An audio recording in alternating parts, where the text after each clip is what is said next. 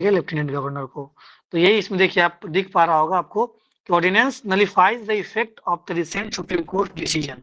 Ordinance का main मकसद यही था कि इसको जो सुप्रीम कोर्ट ने डिसीजन दिया था उस समय कि नहीं दिल्ली गवर्नमेंट के पास ही अथॉरिटी होगी पावर्स ओवर एडमिनिस्ट्रेटिव सर्विसेज, जितने भी एडमिनिस्ट्रेटिव सर्विसेज से जो भी काम है ट्रांसफर से लेकर हर चीज जो कुछ देखना है वो सारा कुछ को ऑर्डिनेंस से उसको नलिफाई किया गया कि नहीं सारा कुछ हमारा लेफ्टिनेंट गवर्नर वो देखेंगे। अब देखिए इसमें वही चर्चा किया गया कि पावर टू लेजिस्लेट और सर्विसेज क्या क्या इसका मेन मकसद रहा। National capital civil services authority, अब क्या करना है कि इस ऑर्डिनेंस के तहत उसमें क्या क्या प्रोविजन लाएंगे, कौन कौन से प्रावधान लाएंगे।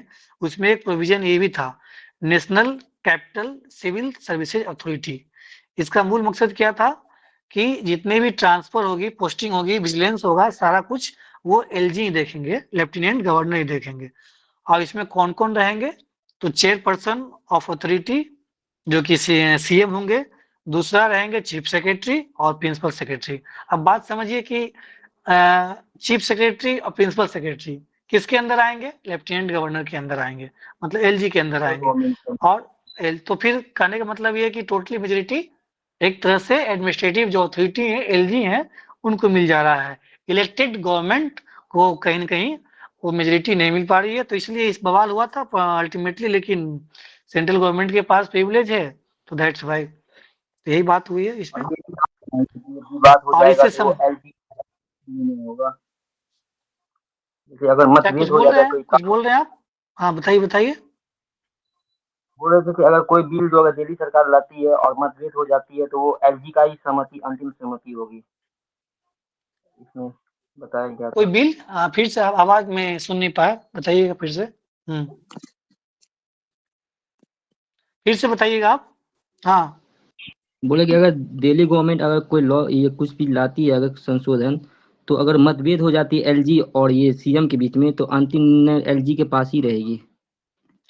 ये एडमिनिस्ट्रेटिव सर्विसेज में है, तो इसमें जो मेन एडमिनिस्ट्रेटिव में जो है ना खास करके ट्रांसफर रेगुलेशन, मतलब जितने हमारे पदाधिकारी हैं उसकी रेगुलेशन के लिए लाया गया ये। तो मूल मकसद बाकी अदर बिल को लेकर के नहीं है। मेन इसका है कि एक तरह से एडमिनिस्ट्रेटिव जो पावर्स होते हैं, एडमिनिस्ट्रेटिव जो कंट्रोल होता है, जैसे बिहार सरकार में देखते हैं या स्टेट गवर्नमेंट में देखते हैं तो एक होता है जीएडी सामान्य प्रशासन विभाग, जनरल एडमिनिस्ट्रेटिव डिपार्टमेंट, जैसे उसका हेड होते हैं सीएम होते हैं। मतलब उनके तहत ही सारा ट्रांसफर होगा, प्रमोशन होगा, सब कुछ किनको कहाँ बनाना है सारा कुछ उनके कंट्रोल में होता है। तो एक तरह से आप ये समझिए कि जीएडी जो पहले जिनके बॉस सीएम हुआ करते थे अब उनके बॉस लेफ्टिनेंट गवर्नर होंगे दिल्ली में। बाकी जो बिल वगैरह जो चल रही है वैसे ही चलेगी। और आप तो जानते ही होंगे पब्लिक ऑर्डर, सबको पता होगा कि दिल्ली गवर्नमेंट जो काम करती है पब्लिक ऑर्डर पुलिस और लैंड, ये तीनों पे काम नहीं करती है। ये तीनों किसके अंदर आता है, मिनिस्ट्री ऑफ होम अफेयर्स के अंदर। सारा कुछ वही देखती है, सेंट्रल गवर्नमेंट देखती है। इससे संबंधित आर्टिकल आपको पता होना चाहिए, कौन सा आर्टिकल है 239AA। और ये कब आया था 69th अमेंडमेंट एक्ट 1991, जिसके तहत एनसीटी का आप कर सकते हैं कि एनसीटी का स्टेटस दिया गया था। यहाँ तक कोई समस्या है, आगे बढ़े? बिल्कुल बताइए। ठीक है, तो इसको बहुत थोड़ा बहुत ही है जो मैंने विशेष रूप से चर्चा कर दिया, आप देख लेंगे। और आप जानते ही होंगे ऑर्डिनेंस का आर्टिकल किस में है, प्रेसिडेंट का article 1 to 3 power of president to promulgate ordinance 123। और गवर्नर का किस में है, कुछ तो बताएं, कुछ तो बोले आप लोग। 213 हाँ 213 है गुड, सर। बिल्कुल। तो यही मेन इंपोर्टेंट इसमें रहा था, इसको चीज को अब हम लोग आगे बढ़ते हैं। दूसरा है मॉडल। हाँ बताइए रुपेश जी। इसी में एक चीज था, ये क्या कहते हैं 3 तरीके के केस थे ऑर्डिनेंस वाले। इसी के पेज पे देखेंगे जहाँ पे ये ऑर्डिनेंस के बारे में दिया गया है। उसमें से एक जो हाँ बीच वाला बिल्कुल। केस है वो बिहार का ही रिलेटेड केस है, थोड़ा सा उसको उसका जिक्र कर दें। हाँ देखिए ये है DC Wadhwa versus state of Bihar 1987। इसका जिक्र कर इसमें दें। क्या करा आपको, court held that legislative power of executive to promulgate ordinance is to be used in exceptional circumstances and not as a substitute for law making power of the legislature. इसका मतलब क्या कह रहा है कि जो लेजिस्लेटिव पावर है executive का, समझ रहे हैं आप बात, टू प्रोमुलगेट ऑर्डिनेंस मतलब कि ऑर्डिनेंस को लाने का प्रोमुलगेट मतलब होता है लागू करना is to be used, use किया सकता है कब, एक्सेप्शनल सर्कमस्टांसेज में, हमेशा नहीं, कोई सा एक्सेप्शनल सर्कमस्टांसेज रहेगा तब यूज कर सकते हैं, not as a substitute for law making. तो देखिए अब इसमें ये बात हो रही है जनरली आप कह सकते हैं कि स्टेट गवर्नमेंट या जुडिशियल जो प्रोनाउंसमेंट किया गया ऑर्डिनेंस को लेकर के, सबसे बड़ा प्रॉब्लम ये है ना कार्तिकेयन कि ये जो क्या आपने पढ़ा एक्सटर्नल एक्सट्रीम सर्कमस्टांसेस ना, हाँ एक्सेप्शनल, हाँ जिसका एक्सेप्शनल कोई डिफाइन नहीं होता, बिल्कुल ये डिफाइन किया ही नहीं गया है। और ये जो है ना, आप जो तीनों एंगल बनाते हैं कि जुडिशरी, न्यायपालिका, कार्यपालिका और विधायिका के बीच में जो चेक एंड बैलेंस है, वहाँ चेक एंड बैलेंस को ओवरथ्रो करने का जो है कि ये एक तरीका हो चुका है ऑर्डिनेंस। तो इनमें जो आपने एक केस का जिक्र किया, इसके ऊपर भी एक केस होगा और भी केसेस हैं। तो कम सबसे इम्पोर्टेंट बिहार से रिलेटेड ये केस था, इसलिए मैंने इस केस का स्पेशली जिक्र करवा दिया। आगे बढ़े कार्तिक नाम। देखिए ये एक्सेप्शनल का होता है ना कि आयरनी यही है कि अब एक्सेप्शनल चीज डिफाइन ही नहीं है, कौन कौन सी बातें हैं, तो उसमें होता है कि एग्जीक्यूटिव जो है अपना एक्सट्रीम पावर कहीं न कहीं यूज कर लेती है। ठीक है, आगे बढ़ते हैं हम लोग। ये है मॉडल प्रिजन्स एक्ट 2023, ये मिनिस्ट्री ऑफ होम अफेयर्स ने प्रिपेयर किया है और पहले जो प्रिजन एक्ट 1894 था उसके बदले अब ये रहेगा मॉडल प्रिजन्स एक्ट 2023। अब देखिए ये नाम से कि इसका मूल मकसद क्या होगा, प्रिजन्स एक्ट क्यों लाया गया है, कहीं न कहीं जो प्रिजन्स को एक तरह से वो भी इंसान है, उसे भी वो चीज मिलनी चाहिए जो चीज नहीं मिलती है। मान लिया गंदा खाना दिया जाता है, उस तरह की आप कर सकते हैं क्लीनेस्ट, हाइजीन, वो सब का मेंटेनेंस करना, परिवारों से मिलने के लिए उस तरह की छूट नहीं। अगर मान ली कोई अच्छा जिसका अच्छा कैरेक्टर रहा है तो उसे चीज मिलना चाहिए कि नहीं, उसे भी। तो ये मूल मकसद यही सब रहा है कि एक तरह से हम लोग वेलफेयर हो प्रिजन्स का और साथ ही साथ उसमें जो बदलाव किया जा सके। जो प्रिजन्स का जो चला आ रहा था कॉलोनियल पीरियड से, जो प्रिजन्स का स्ट्रक्चर था उसमें भी बदलाव की जा सके, तो इसीलिए ये प्रिजन्स एक्ट 1894 को रिप्लेस करके मॉडल प्रिजन्स एक्ट 2023 लाया गया है। अब देखिए इसके लिए एक प्रिजन्स डिसिप्लिन कमिटी भी जो कि लॉर्ड मैकेले 1836 में बनाया था उस समय का है। अब प्रिजन समझ लीजिए किसे कहते हैं, एनी जेल और प्लेस यूज परमानेंटली और temporarily for the detention of prisoners. नाम से ही समझ में आ रहा है कि जेल का मतलब क्या होता है, कोई ऐसा स्थान जहाँ पे परमानेंटली या टेम्पोरली हम लोग प्रिजनर्स को डिटेन करते हैं, उसको रखते हैं, बंद करते हैं। अब देखिए जेल जो प्रिजन्स होता है, जो जेल होता है, और एक होता है कि जुडिशियल कस्टडी, आप लोगों ने नाम सुना होगा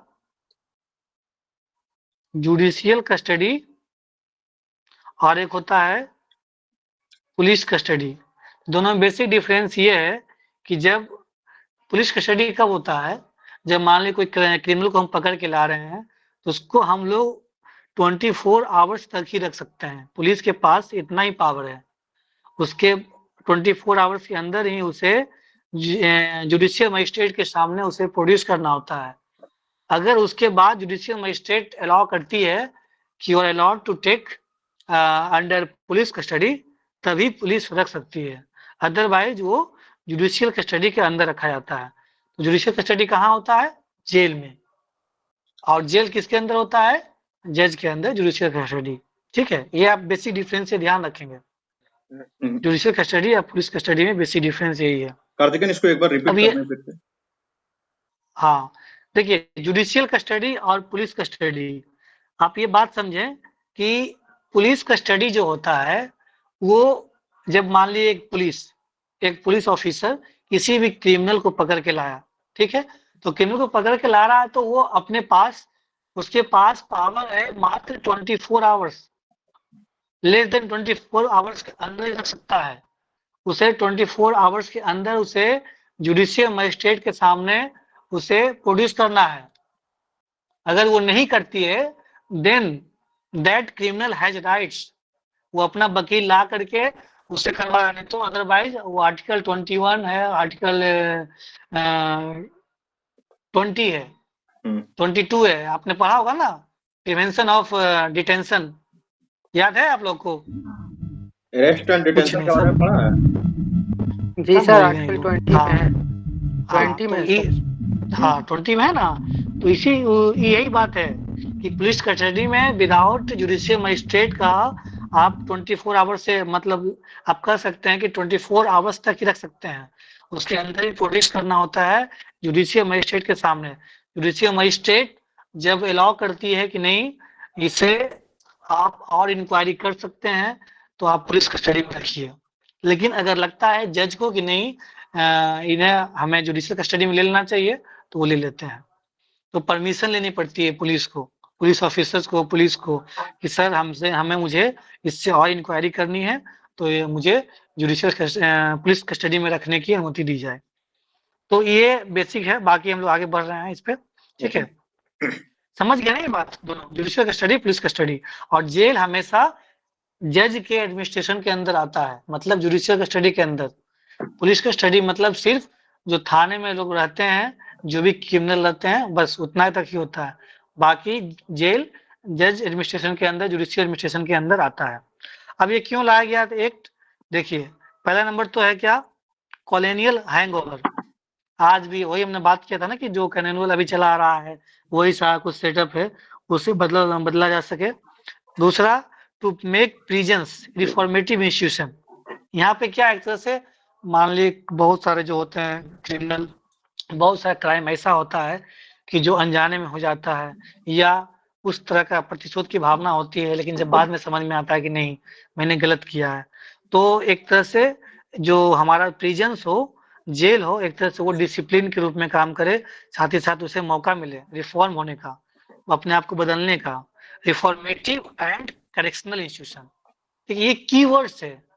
जब आप चर्चा करेंगे, आप मान लीजिए आप शुरू ही करेंगे, जब मॉडल प्रिजन एक्ट की बात करेंगे, तो आप यहाँ से शुरू ही करेंगे कि prisons it should be like या तो आप इंट्रोडक्शन में डाल दें या इसको लास्ट में डाल दें। It should be like a reformative and correctional institution. बात समझ रहे हैं आप लोग? तो ऐसे इस तरह के कीवर्ड्स का आप ध्यान रखेंगे। For better living facilities of prisoners, killing and violence with in prisons, के जो भी मान लें अंदर में बहुत सारा होता है कि आपस में ही लड़ लेते हैं, कोई दबंग किस्म के अपराधी होते हैं, कोई बेचारा बहुत वो सीधा साधा होता है, तो उस पर भी जुर्म किया जाता है। तो ये सब का भी देखरेख करना है, सुपरविजन करना है, कंट्रोलिंग करना है। और कौन कौन सा इशू फेस किया जाता है, हाई अंडर ट्रायल्स हाई, तो ये सब तो पढ़ लेना है, वो ज्यादा कुछ है नहीं इसमें।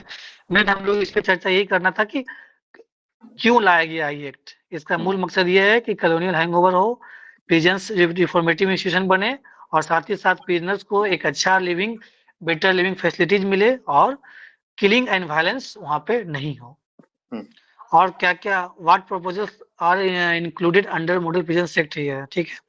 यही है फॉर इंफॉर्मेशन। हाँ बताइए बताइए, मैं कुछ एक बोल रहे चीज, हैं क्या? हाँ मैं कुछ इसमें ऐड कर देना चाहता हूँ हाँ करिए बिल्कुल करिए। स्टूडेंट्स के प्रैक्टिकल लाइफ के लिए, क्योंकि फादर वकील हैं तो बताते रहते हैं। ऐसा है कि हाँ बिल्कुल।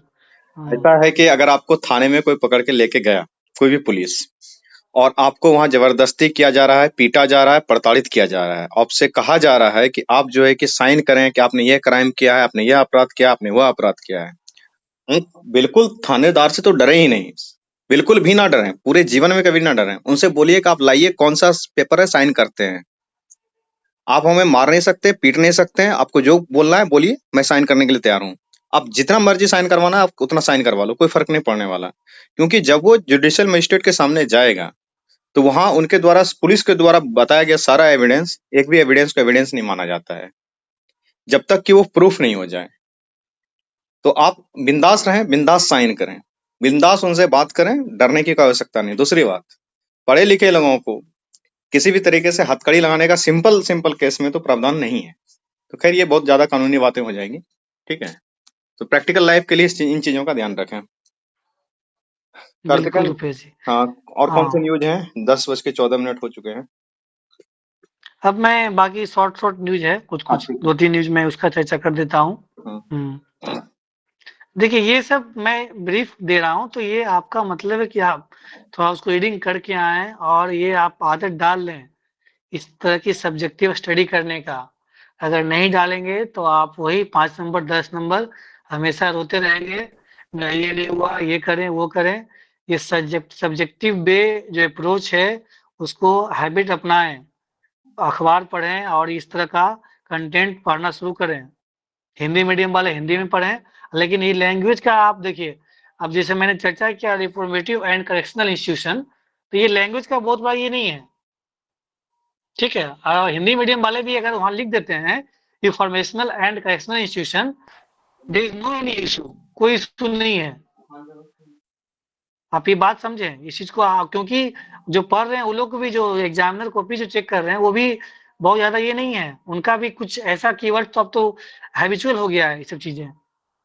तो कीवर्ड्स को लेकर के और लैंग्वेज को लेकर बहुत ज्यादा डिफरेंस मत नहीं रखें और अपना लेवल अप करने का प्रयास करें, ठीक है। हम आगे बढ़ते हैं। एक है आपका न्यूज व्यू।